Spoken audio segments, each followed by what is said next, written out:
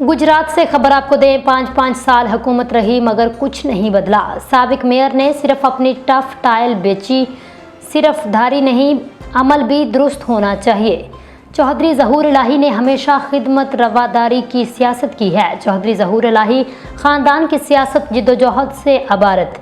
चौधरी शुजात हुसैन हालिया सैलाबी सूरत हाल से परेशान हैं।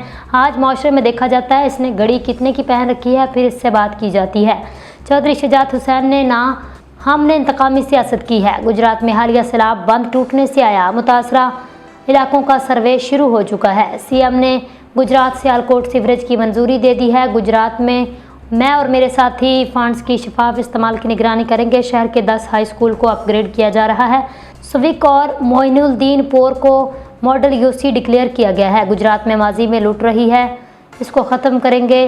ताजर बरादरी को चाहिए तजावुज़ात ऑपरेशन में इंतजामिया से ताउन करे। सीवरेज को कंबल बोरियां फेंक कर ब्लॉक करने की कोशिश की जाती है। ऐसे शरारती नासर के खिलाफ मिलकर एक्शन लेंगे। गुजरात बरादरी प्लास्टिक शॉपर बैग का इस्तेमाल ख़त्म कर दें।